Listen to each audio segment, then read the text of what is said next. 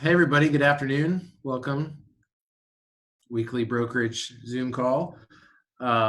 Steve, always keeping it exciting with his background. That looks like a really freaky meeting that you're having right now.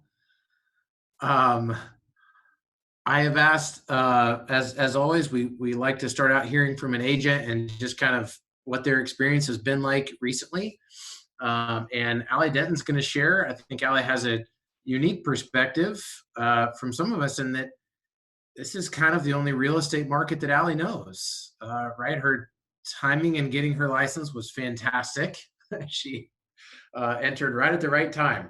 Allie, I started in the middle of a cluster as well. It was just a different cluster. So, Allie, thanks for being willing to share. Looking forward to hearing from what this has been like for you. So take it away.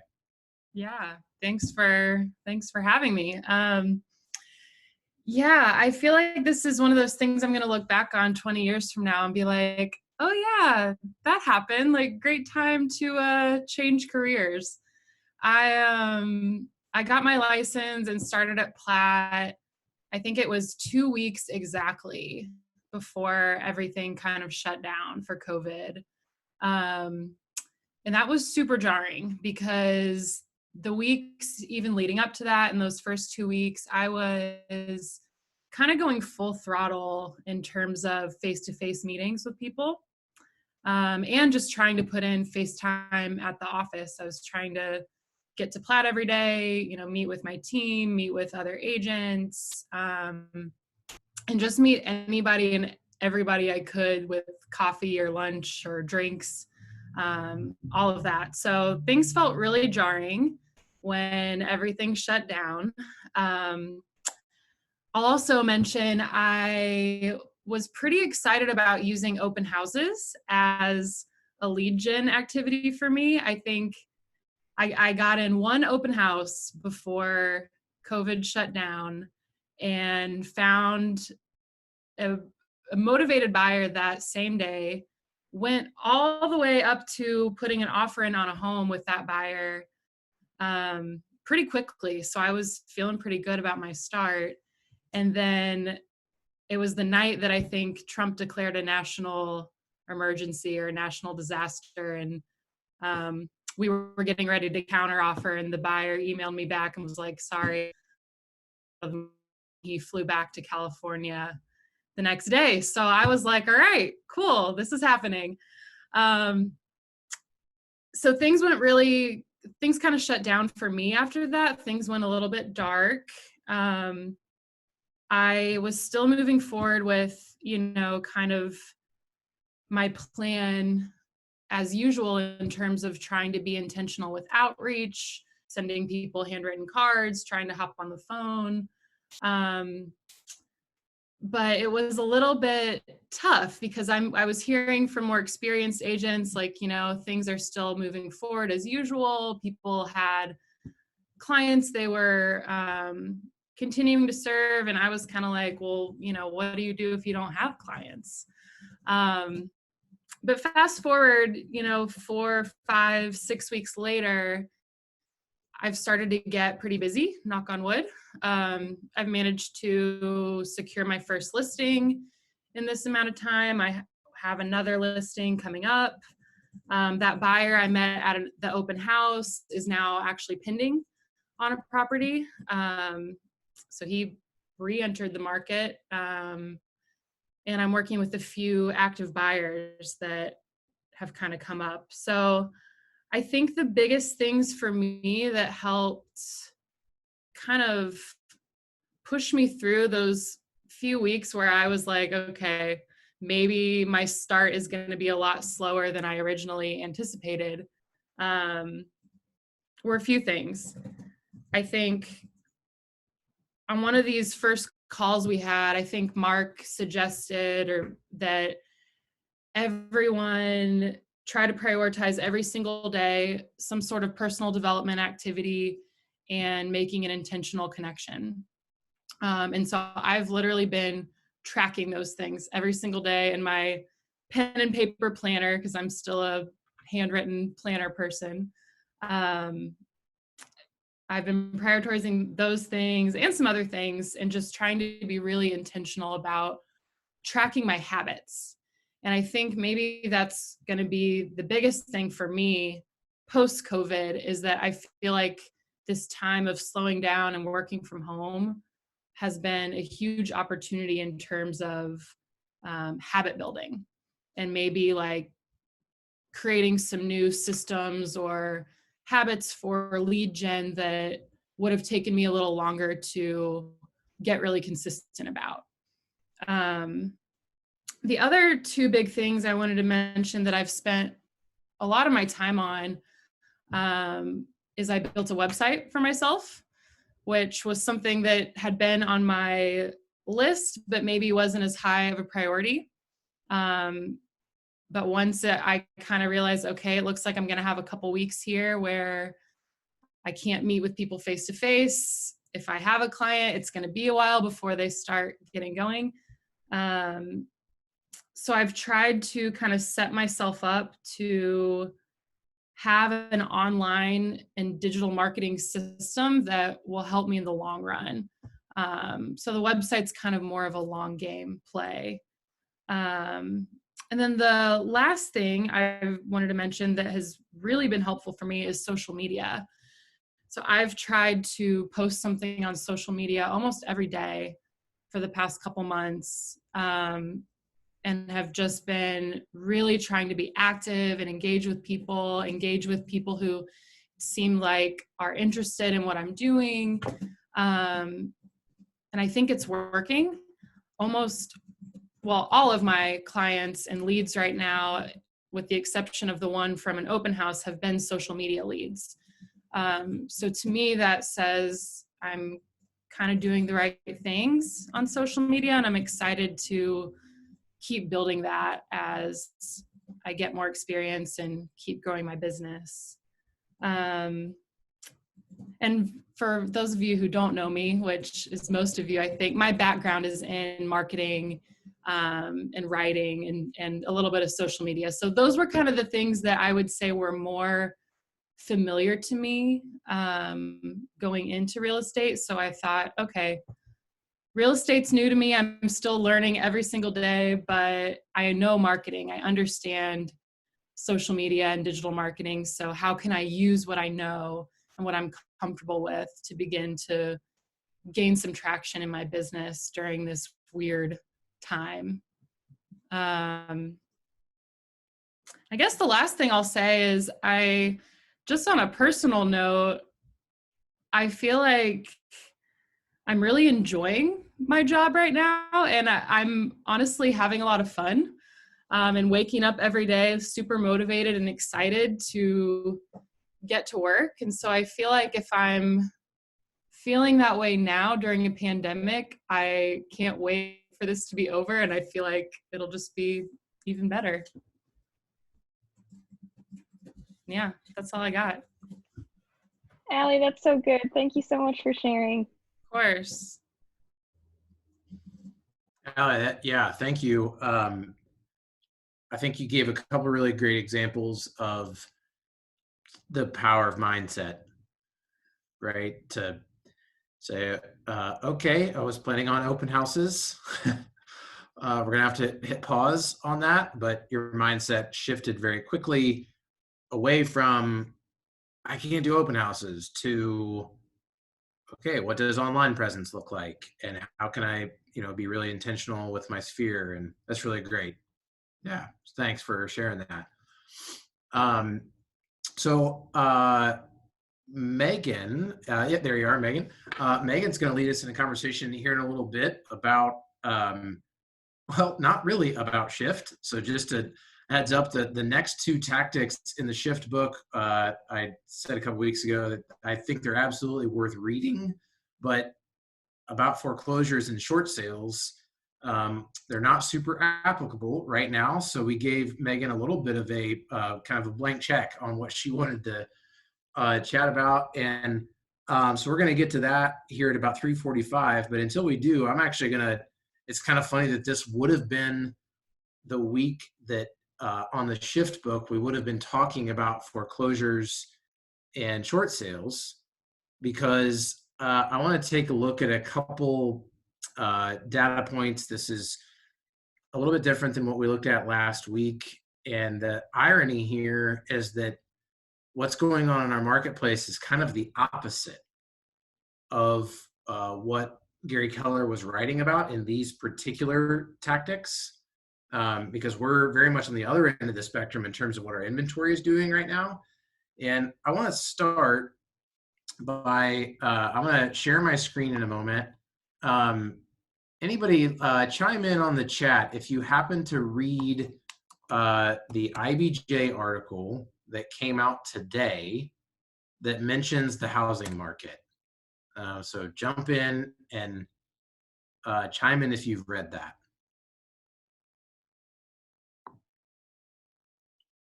And I'm pulling it up on my screen. I'm going to do a screen share. I'm just kind of curious as to who has read it for a specific reason. Okay, so no one has commented. So none of you read it? Yeah, it said, I did read it earlier today. It was actually talking about the market's been down for the month of April. I think it said 17% and 18 point something in the state. So I take issue with the title of the article. I'm going to share it here in a second. Let's see.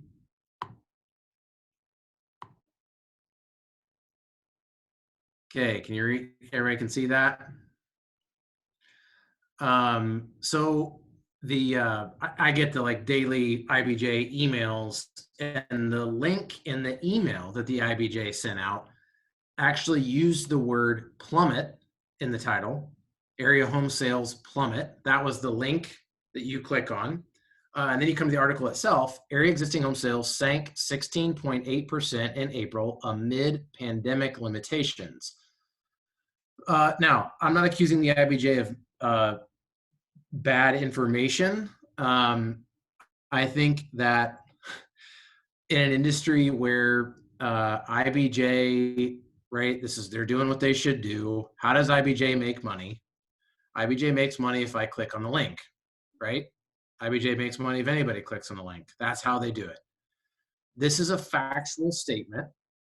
The problem is they're looking at one very specific number to then say sank, or you see there in the first line, they use the word plummeted.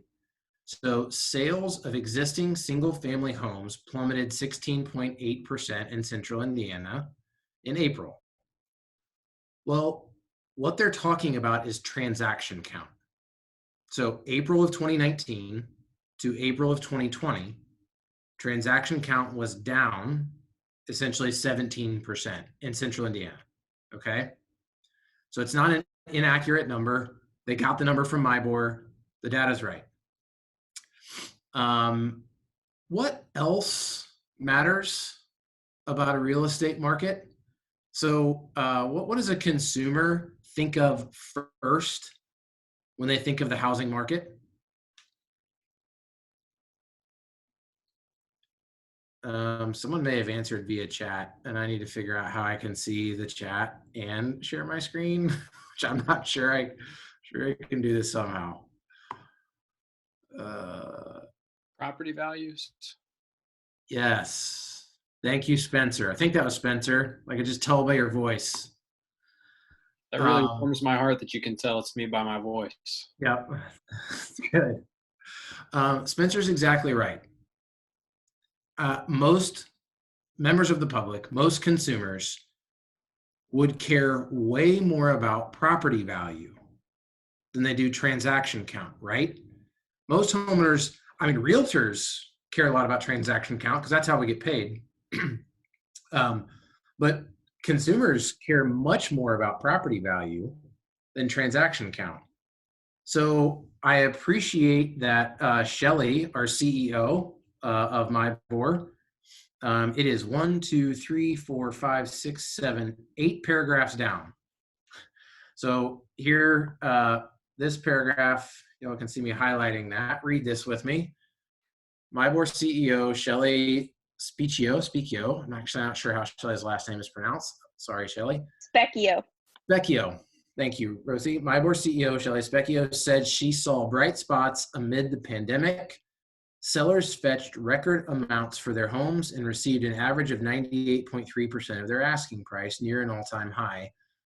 Median time on the market for a house was just 38 days, 5 fewer days than in April 2019.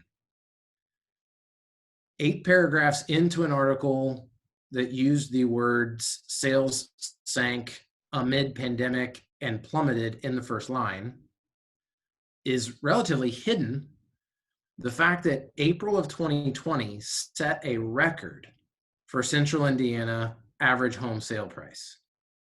Think about that. That's not like an April record. That is an all-time 30-day high average sale price, okay, which is the data that most consumers care about. And sale price is a percentage of list price and days on market, which are the two best indicators for, is it a buyer market versus a seller market? Sale price is a percentage of list at 98.3 is not a record, though it's fairly close. And 38 days is not a record, though it's fairly close. I mentioned in our call this morning, I went back and looked in April of 2014, which at that point in time was considered a very good market. Average days on market for a single family house in Central Indiana, 105. So 6 years ago, it took 105 days on average to sell a house. April of 2020, it took 38. And again, there's nothing that is not factual. Let me say that without the double negative. Everything in the article is correct. The IBJ didn't print something that's wrong. But I think there is a little bit of clickbait here, and I'm not picking on the IBJ, but I think it's important as professionals in the industry that, right, like people are going to expect us to know what's going on. And as you look at this, yes, transaction count matters. It does. It matters actually quite a bit more to us than it does to consumers. Because I think when asked, here's my guess. This article will lead to some of us getting questions. The IBJ is still pretty broadly read. Somebody's going to read this, and they're probably not going to immediately call you. But somewhere along the way, they're going to talk to you and say, yeah, gosh, boy, I saw that the market's really down. And I think as a realtor, you need to be prepared to say, well, let's talk about that. What do you mean? I know the IBJ, published this article. Yes, transaction count was down, but I'm going to transition here to a MyBor resource that's pretty similar to what we looked at. I think that's actually been 2 weeks ago. But I think it's just good to equip yourself with this information so that when that question comes up, if it's with someone who's in the marketplace right now, but really just as people talk to you as an expert, I think you want to avoid the nobody knows what they're talking about but me attitude, because that's going to put people off. Don't try to make yourself sound smarter than you are, but just having the reference point of, hey, just FYI, sale price in April of 2020 was a record high for Central Indiana, and sellers are getting a higher percentage of their list price than they almost ever have, and homes are only taking 38 days on average to sell, which is way below average. So this would indicate, and I'm going to show you something that backs this up, that what we're really seeing is a decline in inventory. That's what's led to a lower transaction count. Enough people that decided, I don't want to put my house on the market right now, which for many is a very rational decision, right? For example, 3-4 weeks ago, would somebody have felt weird about a buyer being in their house? Yeah, very reasonable thought to think that through, right? Like maybe they're a high risk population, right? And so there's all sorts of good reasons that someone would have wanted to wait on selling their house. Take a look at this line right here. The active inventory in April sank 17.2%. So that's pretty much in line with transaction count, right? So the number of active listings in April of 2020 in comparison to April of 19 decreased at a very similar pace to the number of transactions decreased, which makes sense. Second half of that line, new listings were down a whopping 32.8%. Y'all, again, you know how much I like to talk about stats. You don't have to be a statistic whiz, but just think about this for a moment. If transactions are down 17%, but new listings were down 33%, what that means is we finished April with a lower inventory than we started. Even though transaction volume was down, the inventory shrunk. It didn't grow.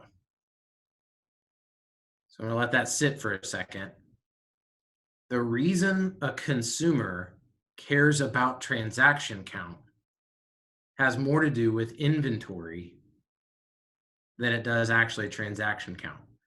So what happened in 2007, as transaction count started to decline in the middle of the last recession, inventory started to go up.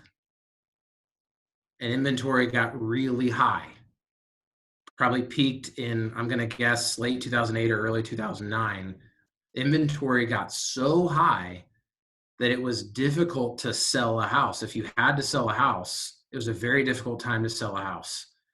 Average days on market was very high. Sales price as a percentage of list price went low. So prices started to go down, right? I mean, as inventory gets higher, prices are going to go low. What this says to me is that I think our market's probably going to set another record in May. Like prices are going to be higher in May than they were in April. This is what this would predict. They may actually keep going up because we have an inventory problem, which leads to a transaction count decrease. I'm going to stop sharing my screen for a moment. Yeah, hyperbole. Good comment there, Steve. I think you're right. Before I go to the MyBoard tool that I want to just highlight, it's like kind of like what would I use if I read an IBJ article like that? What am I going to go and take a look at? And it's going to be this MyBoard tool. It's a fairly simple tool to use, but just kind of before I do that, questions or comments? Y'all get these questions, right? Consumers are going to ask you. Even our brokerage staff, right? The majority of our brokerage staff aren't realtors, but they know you work at a real estate company. You're going to get this. And I think it'd be a mistake to just respond by like, don't worry about what the media says. Everything's fine. Well, that's like a overly simplistic answer to an overly simplistic article headline. Even if you don't consider yourself a numbers person, I think it's good to inform yourself so that you know you have an answer ready. How many months of inventory is considered a healthy inventory? Yeah, about 60 days. I mean, I think this has kind of gone out the window the last couple of years. But so Jenny asked how many months of inventory is considered healthy. Well, for a long time, 60 days on market was a good benchmark. Now, if you've had a house that hasn't sold in 60 days, how do you feel about it? Yeah, Rosie's face captured it perfectly. It's like the emoji with the like showing the teeth, like 60 days, this isn't good. But under normal conditions for a long time, that was considered really good. Yeah, Jess, I'd love to see the article. And that doesn't shock me. Like, it doesn't shock me that that is out there. And look, none of us are fortune tellers. No one can predict with absolute certainty what's going to happen, right? Where I don't take issue as much with an economist or a financial person writing a piece that predicts what they think the housing market's going to do. I don't take issue with that. I take a little bit more issue with an article like the IBJ article that wasn't making a prediction. It was stating facts, but did so in a way where how many people in Indianapolis are going to read through all the details of that article and spend time? They're not nerds. So I'm talking about myself here. I know, I don't want to make fun of anybody else. I know some of you love it too, but yeah, there we go. So marketwatch.com. I'll take a look at that later and see how much I can pick it apart. But here's what I would say. We have a declining inventory and we just set record prices. And I think we're going to do it again in May. If somebody thinks that home prices are going to drop by 15%, I don't see the reference point. That feels like total speculation that isn't backed up by what's happening in our market. My guess is that article references unemployment. That would be my guess, is that they're trying to track when unemployment spikes, what happens to home prices. I haven't read it. If you're looking for a data point where you would try to correlate the two, I think unemployment's the only one you could use.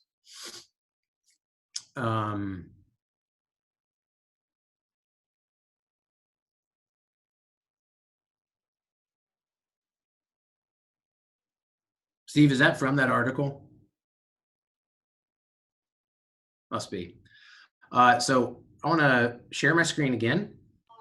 It is from the article. Sorry, she's crying. Okay, here we go. Now, y'all recognize this screen. I'm at the MyBor home screen. We took a look at this last week. This is the MyBor Market Insights. And I'm going to go to this market review. We have looked previously at several of these, but I think, guys, if you're trying to understand what's going on, this is a great tool. Give my computer a second. There we go.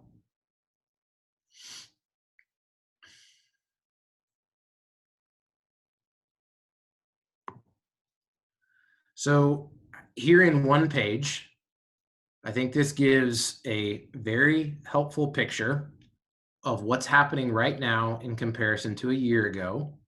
You can edit this. The other three of those four tools, sorry, the other, oh geez. Well, I'm gonna do that in a second. The other three of the four give a little bit more detailed information. This is like a nice snapshot. So right here, median sold price 210.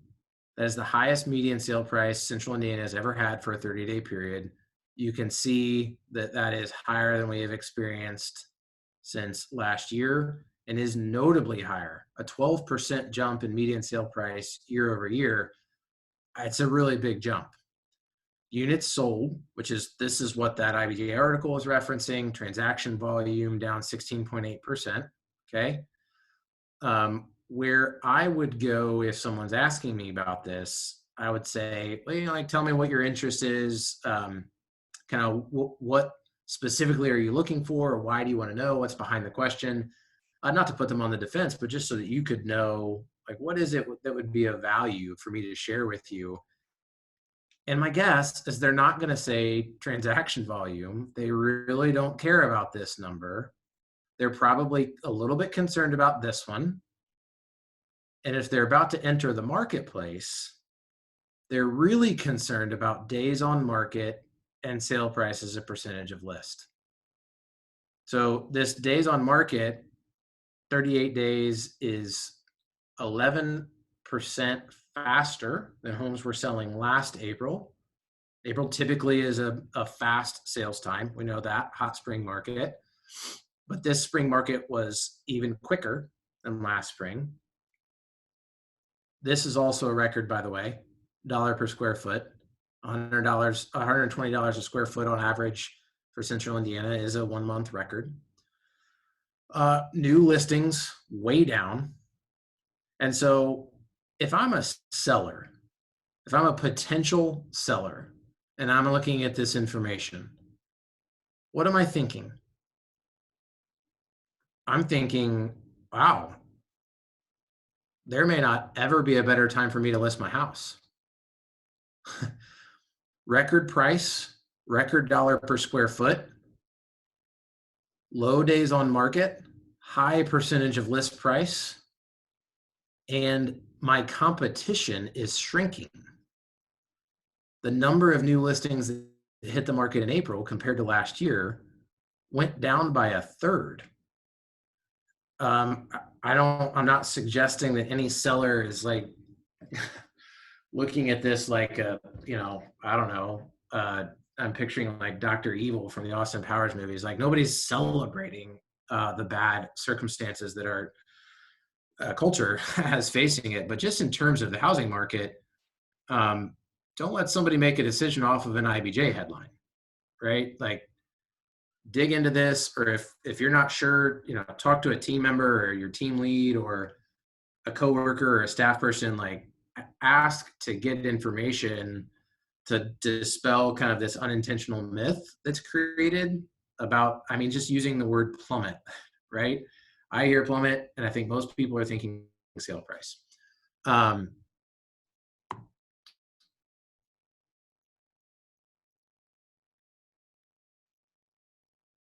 Yeah, it's interesting. So I'm gonna have to go back and look at that article, but it's Jenny said it says that sales will fall, not prices. That I'd say is a safe bet because they already are falling. Transaction count is falling for sure. Now, I want to clarify, transaction count is not a useless number. Why would transaction count matter? Or to whom would it matter? I gave one example. We're one population that it matters to, right? Yeah, isn't the amount of agents in the industry directly correlated with how many transactions are being? Yeah. Maybe it's like a 1-to-1, right? Yep. Rosie, you and your love for data, I know it. I've been listening to you, Mark. Don't tell me otherwise. Yeah, Rosie's right. We talked about this probably about a month ago, that as you look at what happened nationally in transaction count in the recession, so transaction count was going down, right? The number of homes trading hands went down. Prices were also going down. Consumer doesn't care about transaction count. They care about prices. Prices were going down. Values were going down. Realtors care about transaction count. What happened, and this has been historically true always, if transaction count goes down, agent count goes down. If transaction count goes up, agent count goes up. The number of transactions per licensed realtor remains the same. It's actually, if you really do a deep dive in this, like, it's crazy how consistent it is. The transaction count in our industry in the last recession got cut by a third, as did the number of agents. in the industry, which meant if you were on a, say, in a brokerage of 30 people in 2006, by 2010, that brokerage had 20 people. 300 people went down to 200, 30 went to 20, because transaction count was going down at that same level, which means transaction count doesn't actually tend to change the opportunity for anyone that's in the industry. It just changes the number of people in the industry. That's what it's done to date. Yes, our transaction count is up. Yeah. Who knows if it will stay that way, but it certainly is up right now. The other reason transaction count matters, and this is why maybe I'm being a bit unfair to the IBJ or to MarketWatch there. Transaction count does matter to the economy at large, because every time someone buys or sells a house, money enters the economy. A realtor gets paid commission, a banker makes a commission, a moving company probably gets hired, an inspector gets hired, a contractor or a builder might get a job out of this, probably a painter. So this is a NAR's Political Action Committee. This is one of their key statistics, is that they track the number of dollars they think enter, the number of dollars that enter the economy every time a house is exchanged. So I think broadly it does, transaction count does matter. But to an individual, that's not the measure that they're looking for. Value. What is the property that I own worth, and where's that value headed, up or down? Or what is the value of the property I'm about to buy, and where is that headed, up or down? I mean, how many of you have buyers right now that have in some way expressed a, like, what if I buy this house in multiple offers and pay over list price, and 6 months from now the floor falls out from all of this? Anybody had that? I've had that conversation. I know some of you have. So you don't know the answer, but you do have access to some really good information to have an informed conversation about it. Yeah. Am I buying at the top of the market? Yeah. I think if you're looking historically, the answer would be yes. You are buying in a record price marketplace, 38 days on market, almost 99% of list price on average. Like, yeah, sellers have the leverage right now. There's no arguing that. Steve asked if I think there'll be an increased number of agents in the profession. Did you mean increased, Steve, or did you maybe mean decreased? I'm assuming maybe you meant decreased.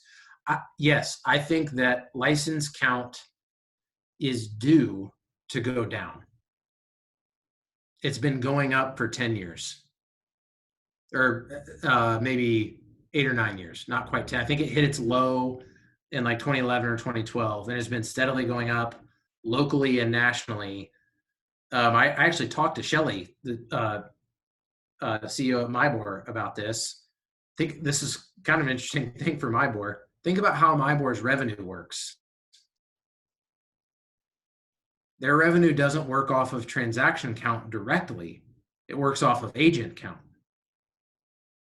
And Shelly admitted to me a couple months ago that the industry is too full. There's too many licensees because transaction volume has been so high for so long. Number of licensees got a little bit out of control. So we were kind of due for a bit of a licensee count correction. So yeah, I think there will be a decrease. So Steve, if you meant to say increase, I'd say no. If you meant to say decrease, I'd say yes. I read it again. You asked, wait, you're saying you retyped it? No, I said, do you think we'll see more agents exiting the profession? Oh yeah, you're right. Steve's right. Well, good. I was right that I did know what you were asking. I just misread it. I was like, surely he's not asking me if we'll see an increase in agents. That's what I get for trying to make eye contact with you all and read at the same time. So yes, I do, Steve. Y'all, I know this can get like really data heavy and eyes glaze over, and you're like, oh, geez, this is super boring. But I do think, as a profession, we happen to be in an industry that gets talked about a lot.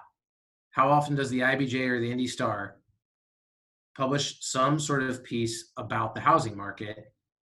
It's at least weekly, and sometimes it feels like it's every single day. One of the two of them is putting something out there, because this is the primary investment. This is the most expensive asset that most people in our city own.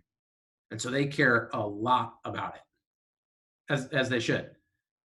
So you don't have to be a numbers expert, but just familiarizing yourself with these things, especially when it feels like there's so much fluctuation, I think it's really valuable. So I appreciate that everyone indulges the numbers side on these phone calls. I am committed, by the way, next week. After doing some prep for this one, I was like, all right, next week cannot be graphs and percentages and numbers. It's going to be something much more in the narrative category. Rosie's already excited for next Wednesday, which means I won't be presenting. Probably it's going to be somebody else. So yeah, before we hand it off to talk about Shift, or to not talk about Shift, but to hand it over to Megan, other comments, questions on that, things that would be helpful?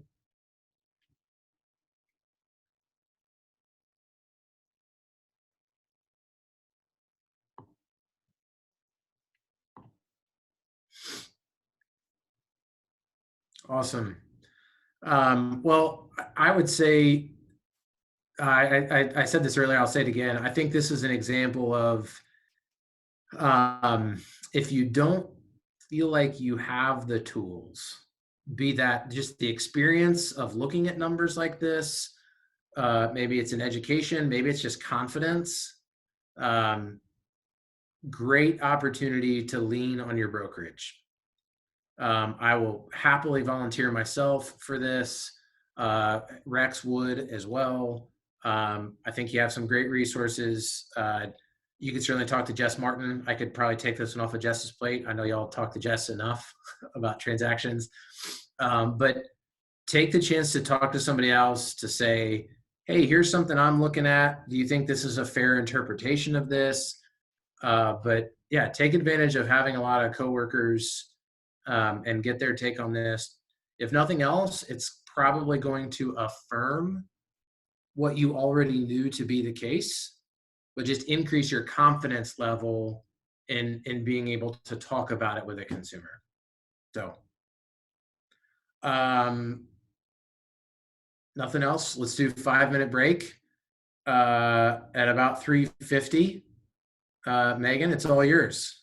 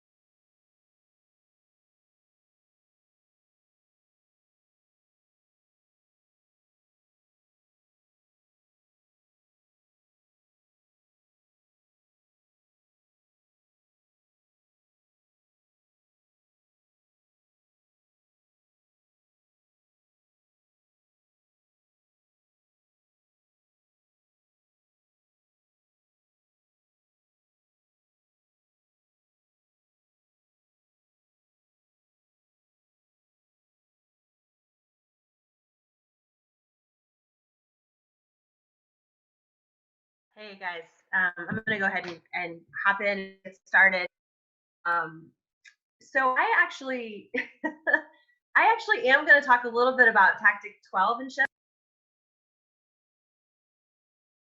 Before I do that, wanted to talk a little bit about my experience in the last few months now. I can't believe we're saying that, and what's going on. So my daily life is a lot different than many of yours because I don't have kids at home. So I know that's a whole different animal and dealing with that and how that affects your time.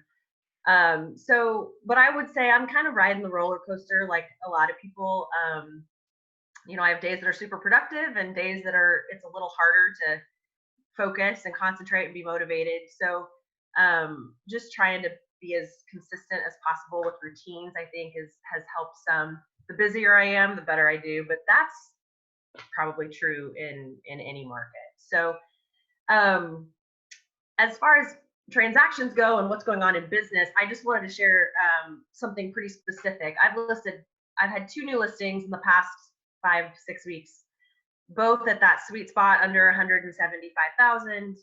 And I can honestly say I'm in my 8th year in business, and I can honestly say I have never had a listing have the crazy showing activity as my most recent one. So we limited showing time to 30 minutes, no overlapping showings, and I had agents calling me all day complaining that I had showings blocked, and they weren't blocked, they were just booked. It was literally booked solid for a 12-hour period on day 1 of showings.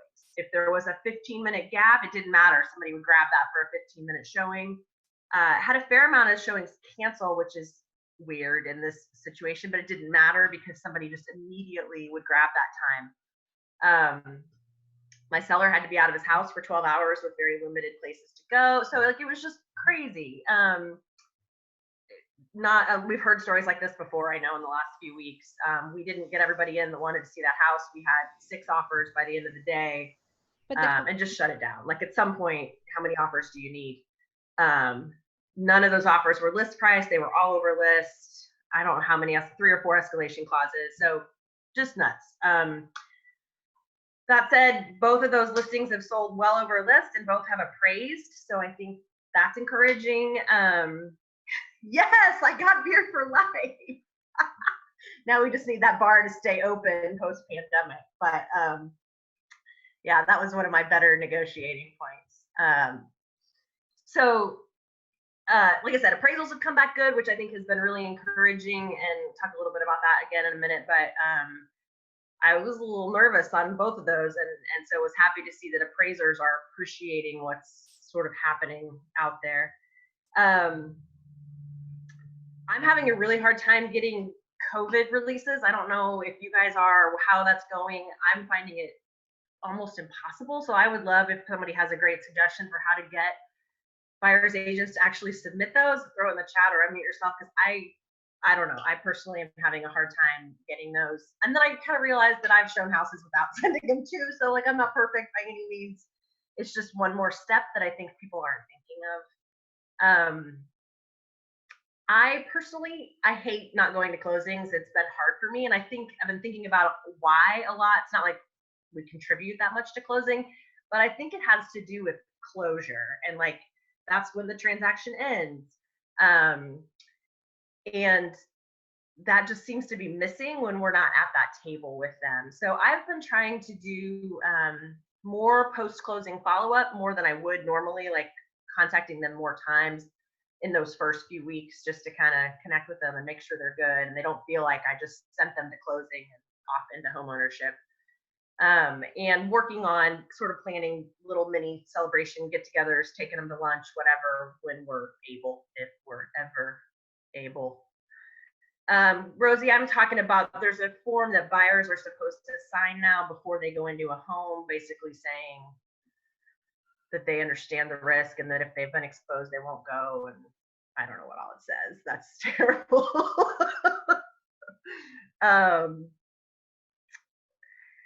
I don't know the answer to that about showing time sending the waiver. So I don't know, to do some research on that. I know a lot of folks have been, super encouraged about, and I am too, about the market, but I am definitely seeing some effects as far as I have two different sets of buyers that their jobs are greatly impacted. One's in the service industry, and well, they're both sort of in kinds of service industry. Basically, neither one of them can work right now. And we've gone from being strongly pre-approved to nope, you can't buy a house until you're back to work and back to work consistently for a specified amount of time. So am seeing that happen and knowing that that's going to have its impact going forward. I think they'll both get back to work eventually and it will be fine. It's just delaying some things. So Mark asked me to talk specifically kind of about client care and customer service, and I'm going to share sort of one of my random quirky things as it relates to that. So like I said, I live alone. So when stay at home started, I found myself with a bunch more time on my hands as opposed to less, which I'm sure some of you with kids, you feel like you don't have a minute at all in the day, but my life has been kind of the opposite. So all the time I used to spend with friends or at appointments or driving around, running around, getting to point A and point B or chatting with you guys in the office, that all of a sudden that was hours to fill. And so that became a challenge in it. I'm somewhat of a crafty, creative person, and this is really random. I started macrameing. That was my first thing. The first few weeks, I was micro macrameing earrings, which is great. It kept me busy. Something to do on Zoom calls while you're listening to. But all of a sudden, I've got 10 pair of earrings, and I'm like, what am I doing? Like, what am I going to do with all these? So I made a list of people.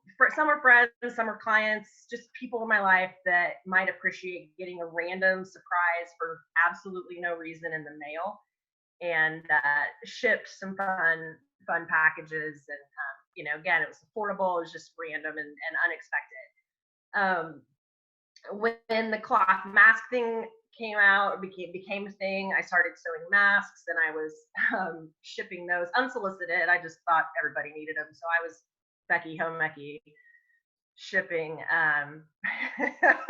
shipping masks, and then that kind of morphed into delivering masks with a 6-pack of beer, way to support my local brewery. And it was a big hit, throwing some Platt Collective koozies and a note. And then ever since Rex a few weeks ago, I've quoted this to a couple people, like when he said, well, if your insurance agent delivered a pitcher of margaritas to your porch, they'd be your insurance agent forever. And so now I'm just dropping off bottles of booze. Like, who can't appreciate that? So I've always known and loved the idea of gifting as a way to stay in touch with people. I've gotten a little hung up on budget in the past. But I think it's important to say that I'm not doing anything super expensive. And I'm not saying I've delivered 200 bottles of booze. This is maybe a couple things a week I'm doing. And I really tried to look at where am I saving money right now? And I know everybody's trying to save money however they can right now, but there's also a lot of places I'm not spending money. I'm not going out to eat. Events that I normally sponsor in the summer are canceled. That's money I had committed to my business that now I can kind of direct elsewhere. So that's kind of what I've been trying to do, just as a way to get in front of people. What I love about it is I've never been good at reaching out to that client you haven't talked to in 3 years. And I know it shouldn't be hard. It should be just a matter of calling them up to see how they're doing. It still feels awkward to me. But let me tell you, if you put a bottle of vodka on their porch, they call you to thank you. Or you can call them and be like, hey, I left something on your porch. I hid it so it doesn't get stolen, but please go out and look for it. Oh, sorry, that's the East Sider in me.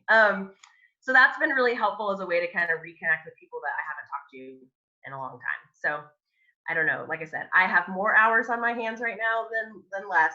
So that's just been a way to sort of fill in some time. So tactic 12 in Shift, if you read it, is about how to bulletproof, is the expression, a transaction, and it really talks about getting from when the transaction pens, when you're under contract to closing, and things you can do as an agent to help make sure that happens. And I think this is really important in any market, sort of anticipating potential problems, being as proactive as you can, being a communicator. So I kind of just pulled out some highlights, and I'd love for you guys like unmute yourself or chime in. It's hard to watch the chat and talk, but you know, feel free to jump in. The most obvious thing that happens, I think, and I should say, I used to be really proud of how few fall throughs I had, and that in the last 6 to 8 months has changed drastically. So I've been humbled by that. If I send one more mutual release to Ashley, but I think that there's always going to be things we can't control, but there are certainly things we can do and do well or better than our competition, probably, to help keep things going towards closing. So inspection's the most obvious of those things. And just a couple things from the book. One of the things Keller says is shorten the timeline. And I am a big fan of this. If you've written me a purchase agreement on a listing with 15 days of inspection, I've probably tried to counter you down to fewer days. I think the hardest part of the transaction, I really think of the whole thing, maybe from the time you pen to the time you get that first inspection response. So if we can shorten that up and tighten that up, I think that's helpful. As transaction count goes down, inspectors in theory should be less busy, assuming inspectors all stay in the business. So you should be able to tighten that up and not take 15 days to have an inspection. I loved when he said that make sure the tone of the inspection is assumptive towards closing. And I think Josh said this in our legal training last week too. You know, buyers should not go into a purchase agreement thinking they're just going to get out of it on inspection. They should really think they're going into it thinking they're going to sit at a closing table eventually. So I think that's really important. And then this keeps coming up throughout this, is just really communicating with the other agent, making sure that if you're gonna max out your time, maybe just give them an email and let them know why. I had a recent fall through. The inspection happened on day 7 and we didn't get a response till day 15. And it wasn't like they were using that week for other contractors or whatever. That would have been different. But you know, we're sitting there kind of in the dark, not knowing what's going on, and that just sets the tone then for when you get that inspection response. And I would say, I'm probably preaching to the choir looking at who's on this call, but like, don't send a 4-page inspection response and not explain why or what's going on or what's the emotion behind it. Again, it's you can manage the tone and how the transaction goes. You have a lot of control over that, I think. And I think agents sometimes are just in a hurry and it just doesn't always play out really well. So I don't know if anybody else has inspection thoughts as far as like things they do, tricks of the trade, ways to kind of help that process. I know, you know, Gary Keller talks about attending the inspection. I attend inspections. I know a lot of people don't. That's kind of a personal preference, I guess. But anybody? Any of the Steves? Are they allowing you to attend inspections right now? Well, right now, not right now, I guess. But assuming eventually they, I don't know though. I personally have felt like a lot of buyers have not been really super respectful of the rules, if you will. I had a seller drive by his house last weekend during an inspection. He's like, well, there's 5 cars out front, you know, so obviously buyers, agent, inspector, but yeah, I'm pretty listing heavy right now and not buyer heavy, which is sort of easier, I guess. But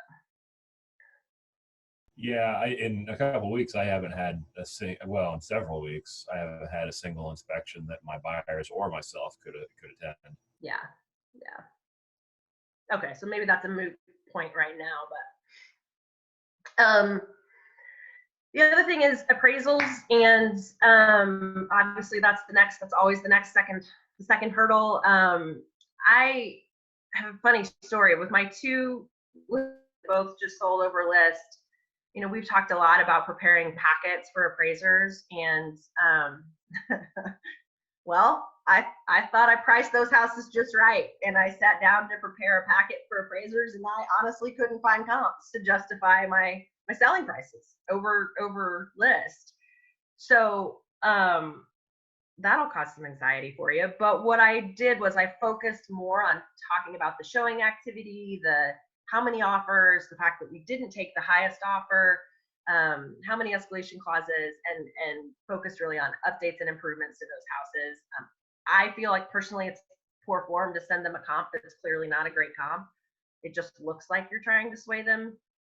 So that's kind of my strategy in that situation. And then also when appraisals are low, if I think just trying to look for creative solutions and not assuming that the only solution is for the seller to drop their price to the appraised value. Perhaps you can meet in the middle. Maybe you can renegotiate repairs if the seller is taking a hit on the price. I don't know. Some folks ask for a buyer to guarantee appraisal up front. I don't really tend to do that, but I know other folks do. So, I mean, are you guys having appraisals come back good, or are they coming back short? I'm curious. Anybody? I had one come back 10 high today. Nice. We just had one come in about $4,000 short, but the house sold for 24 over list. So, you know, that's not really that short. So it's still really pretty. Yeah, that's encouraging. So I can remember I've had springs where appraisals were short on a regular basis. So I think it's good to see that they're not too bad, especially with people way overbidding, or not overbidding, but bidding over list, I should say. So the next two things in the chapter were about loan approval and other contingencies. I think you guys know this, to talk to lenders, to not be afraid to talk to lenders even if you're the listing agent. I think that's important. I call the other agent and ask about the lender. I mean, I call my lender and ask about the random lender I just got the pre-approval from. So that's kind of a no-brainer. Other contingencies in a transaction, I think staying on top of those, not forgetting that your deal is contingent on your buyer selling their other house. Like, you need to know what's going on in that transaction. Oh, repairs on conventional, Jenny, that's gross. That's not encouraging.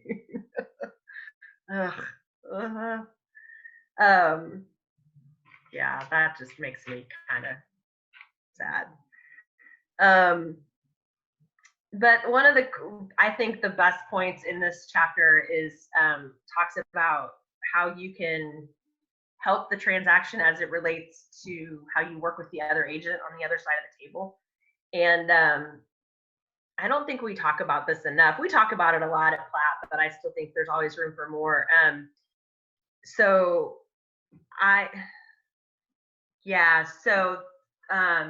an appraisal can,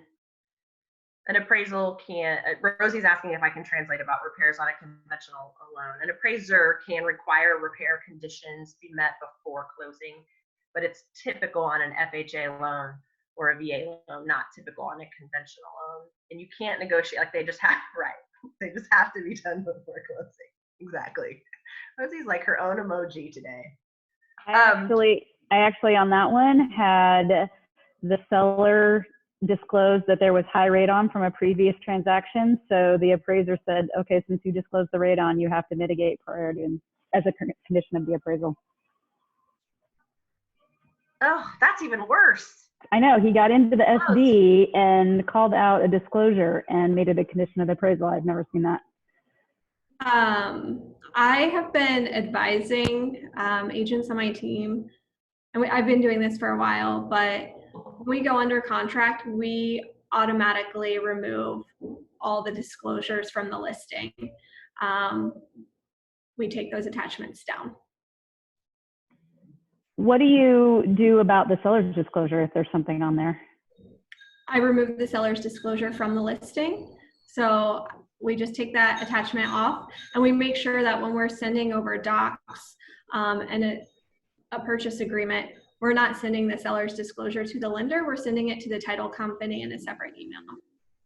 Yeah, I thought lenders were always asking for seller's disclosures. They aren't? No, Ooh. you don't have to provide it. In fact, Stephanie, wait, Sarah's on here. Where's Stephanie? Sarah. Good to know. Thank you. yeah, I don't think they have to have it. I just did Nice. that too with language in a listing. Well, in remarks, I changed it after I penned it. Because we knew the furnace was ancient, and I was like, well, I don't want that. I don't want the appraiser to see that. So that was, I felt a little guilty doing that actually, but now I'm glad to know you take the whole disclosure down. So back to the whole agent on the other side of the table. I'm a numbers nerd too, and my previous managing broker taught me, or maybe I don't know if he taught me, but I just saw him do it all the time. The first thing I do when I am either writing an offer, well, not the first thing, but somewhere in the process, if I'm writing an offer on a listing or if I'm receiving offers, I actually look you up. I look up your MyBOR number. I see how many houses you've sold, how long-ish you've been in business, where you sell, the kinds of houses you sell. And the point is not to judge, I guess, but I do kind of want to know what I'm dealing with. And I don't want to scare you if you're brand new. Like I'm not like, oh my God, she's never sold a house before, but it kind of lets me know how much of a kind of what my role is going to probably turn out to be in the transaction. I think in the book, it talks about having an actual, and I don't think this is likely, but I think it's a good idea. They talk about having an actual sit down meeting with the agent on the other side of the transaction. Okay, so that's not going to happen, especially not going to happen now, but even in non-pandemic times. But I think the idea of having a call is brilliant. Like the day after your purchase agreement is accepted, can you take 15 minutes to talk to the other agent, make sure they understand about earnest money, and I understand who your transaction coordinator is that's going to be calling me. And I think that's such a key thing to kind of flip so when you're negotiating, you're kind of competing and you're each working on your own side, and that kind of flips the conversation from competition to more of a collaboration aspect. So I thought that was, thanks, Rosie. I thought that was a really good point that Keller made. And right along with that, I still pick up the phone and call people. I know I'm in my 40s, it shows sometimes, but I do plenty of business over text, and will continue to, and I'm not complaining about that, but I think there are some things that just tone gets lost. And if you can have a quick conversation, I just think that can make such a difference. And then like sometimes I just immediately follow up and put all that in writing anyway, but I just think you can't underestimate how important it is. We talked about this this morning, like you will develop a reputation in this business, and people will know if they want to work with you or not, and how you communicate is going to be part of that. And that said, I think I wrote down in my notes, just really think before you react. And I think in our time of technology, we want to react right away, and that doesn't always work. And I've learned to, sometimes even with like an inspection response, I don't present it right away if I'm mad about it. I mean, I present it, you can't wait forever, but you can take some time to reframe your brain. I know personally, like I get really frustrated when agents send me stuff at 8:30 on a Friday night, and it didn't have to be sent at 8:30 on a Friday night. Like there are things we have to do, obviously, in the evenings and on the weekends, but there are plenty of things that could most likely be handled during the day. And this is a pet peeve of mine, and I'm gonna talk about this thing that we never really talk about as realtors, but I think it's worth saying. At 8:30 on a Friday night, I've probably had a couple drinks, and my reaction may not be the most professional, best reaction for my customers. And I remember one, I've heard you say it multiple times, and I think about it a lot now. Sometimes my instinct, well, you haven't said this about me, but hang on, I'll get there. Like my instinct is to dig in and fight for my client and do what, is going to be best for my client. But ultimately what Jess always says is the best thing for my client is probably for that deal to close. And so maybe getting mad about the text at 8:30 on a Friday night because I've had a couple cocktails is not really the best thing for my client. So just trying to be totally transparent, not trying to come off like a lush, since I started talking about delivering booze and now I'm talking about drinking on Friday night. But yes, I have actually been on the phone at the Speedway with race cars going by trying to talk business. Like, it's just not a good idea. It does not work well. So I just think it's important to kind of take yourself out of it and just remember that. And yeah, we're allowed to have lives, but just remember sometimes that your knee-jerk response might be fueled by other things than what's best for the transaction. So does anybody else have good stories about interacting with other agents or anything fun now that I've embarrassed myself over booze? It is funny that we never talk about it, that we work 24/7 and, you know, we are allowed to have a life. So I got an inspection response this past weekend at 11:35 on a Saturday night. That was not the right time to present that. So anyway. I just had an agent, I gave some feedback, and so he called me about it. I said we had some structural concerns, so he called me. And I said, yeah, just saw some, the stairs aren't well supported in the basement. And I was just concerned I saw some termite damage. And he interrupted me and he said, are you an inspector? And I was like, what? And he said, you can get sued for giving this kind of advice, and hung up on me. That's professional. It's super he's apologized like 3 times since then. He said he had a bad day. So yeah, I was shocked. Yeah, there's a fine line. I mean, I think we all know, like, we have to be careful what we say, but I think calling out the obvious stuff is kind of our job.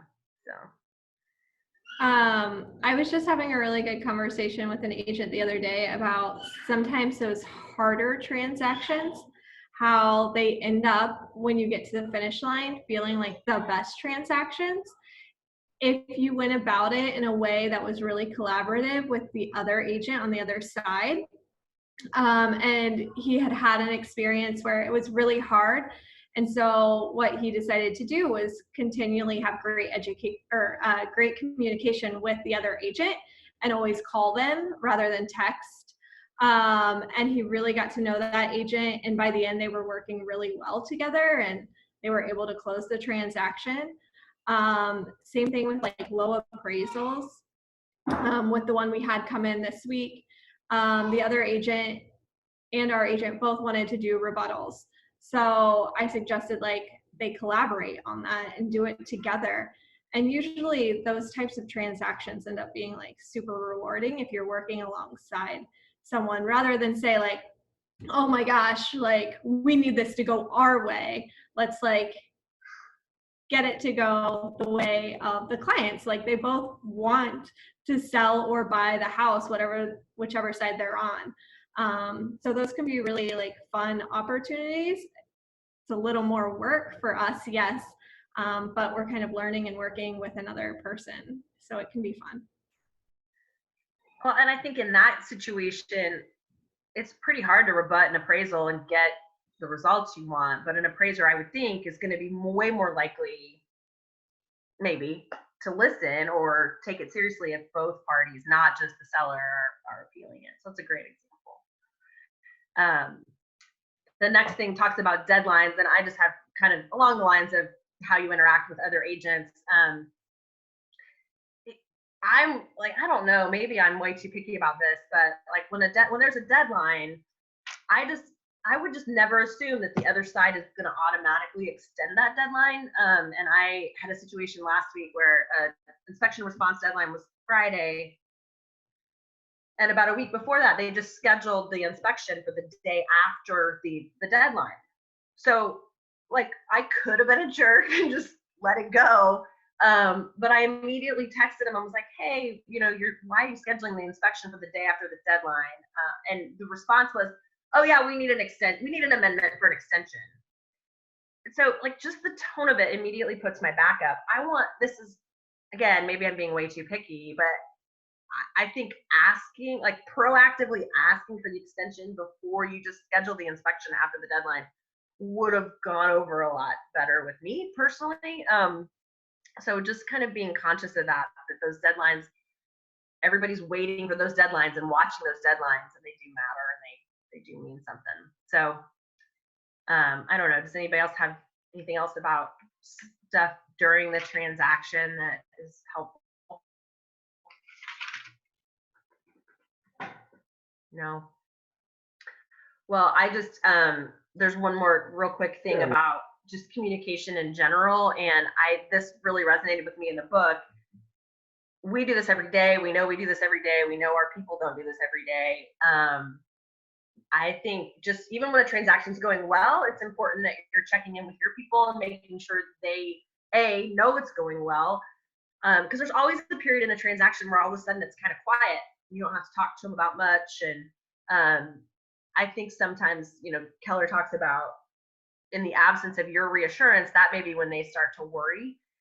And also they're dealing with way more stress than we are. They're actually packing up and moving and changing their kids' school and all those things at once. And so my background is actually in the airline industry, and I worked for ATA for years, and I worked for ATA in the days when their planes never worked. And so we dealt with a lot of tough customer service stuff. And one of the things they taught us was, even if you don't know anything, tell your customers you don't know anything, and tell them consistently and regularly. So if you're waiting on responses and you're not getting answers, at least you're providing an update with, hey, I know you're waiting on that, so am I. I'm watching my inbox, or whatever it is. But trying to just consistently communicate with your people so that they know things are going okay, or that they understand where they're at and they're not just sitting there and stewing. So I guess that's kind of what I had in my notes, and I don't know if anybody else has questions. Hey, Megan, I thought I would just chime in on that last point about communicating with your clients. One of the things that I do with my clients, and I don't know, Michelle, if I gave you this template or not, is that when my clients have a signed purchase agreement on either side, like I have a template and email that I send them of next steps, but I also go through and kind of consolidate I have like a form that says like, here's all the deadlines and here's what those things mean. And so they can really feel like, here's like a printable PDF if you need it, or maybe I don't have to go back, and it goes in our shared Google folder as well. But I think that is really helpful too, in terms of like making sure people know what to expect. So it's like, okay, we know that we're going to hear in 3 weeks or 2 weeks about this, or we know, and this is what this means for you and whatever. And so it's just like a one pager. It actually helps me keep on track with my transactions too. So when I'm juggling all of them in timeline, but that is really helpful, I think, for my clients. And sometimes even depending on the client, like I'll print it out and just run it to the house so that they have it in hand and they feel like, okay, we can put it on the fridge, and we know that they can talk themselves out of like a little bit of panic sometimes. So. And when you say you have a Google Drive folder, you have a shared folder with the client? And every one of my clients gets a shared folder, and I put everything in those from depending on whether they're buyers or sellers. Yeah, if they have like inspection responses, offers, if there's documents that we need to share for finance, because then when things are signed, I give that to them as well in case they need reference for them as well. So yeah. Perfect. Then you don't have to worry about getting it back to them. Yeah. The other thing, I know Mark says this all the time, I would just say ask for help. Like I think I still ask for help all the time. I call Jess, I call Mark, I call whoever I can get on the phone some days. 9 times out of 10, I probably already have the answer in my head, but it's helpful to just put another set of eyes on it. And so I know there's lots of people, even outside of management, that would be happy to, have ideas bounced off of if you ever have questions or can't come up with the creative solution so that it doesn't get combative, because it's not really very fun when it's combative. At least not for me. So that's it. That's my 2 cents. Perfect. Megan, thank you so much. You're welcome. Amazing. Guys, thanks for coming. You can join us for training tomorrow morning at 9. Crystal's going to be leading us. So have a good one.